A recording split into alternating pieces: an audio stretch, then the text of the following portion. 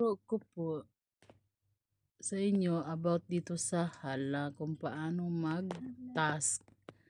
So, dito lang, pasok tayo sa hala.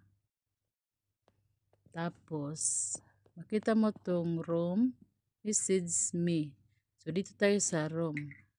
Yan. I-click lang natin. Ito yung may mga panel na mga pwede nating pasukan kung sakali gusto nating mag-ano. And then, dito tayo sa itong mic na ito. Click natin yung mic.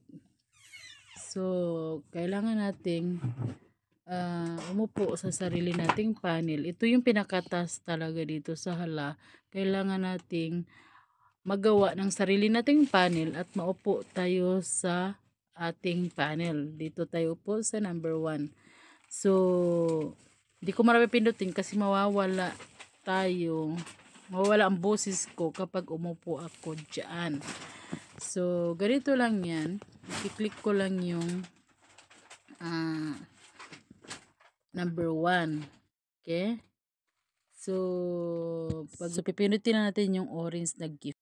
Nakaupo na ako sa number 1. So, ang task natin dyan is 3 hours tayong uupo dyan sa mga beginners. Within 7 days, makakakuha kayo ng 6,000. So, ang tuturo ko ay magtitrade. So, ayan, kunyari, magtitrade tayo sa sarili natin. So, ang pipindutin natin itong hot at saka luxury. Yan yung pang trade talaga. So, yung lucky ay yun yung panglaro.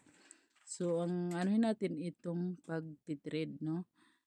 So, kiklik lang natin yung sarili natin. Kung halimbawa nakaupo ka na, ayan, maghanap lang tayo ng maititrade natin. So, yan, ay kunyari ay magtitrade ako ng 1,000.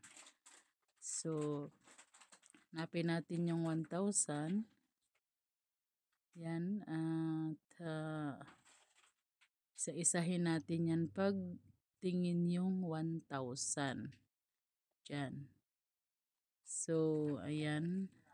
Okay. Hanapin natin yung 1,000. So, ito, kunyari, ito yung isa-send ko. Itong, pipindutin natin yung send. Yan. So, ayan, mayroon na akong 1,000. So, didiretso na yan siya doon sa points natin.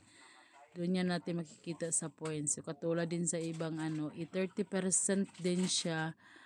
Kapag na-trade na, 30% ang bawas. So, sa 1,700 na lang ang matatanggap natin. So, baka magtaka tayo bakit ang dumadating sa atin ay 700 lang sa 1,000. Ganun lang guys. Thank you.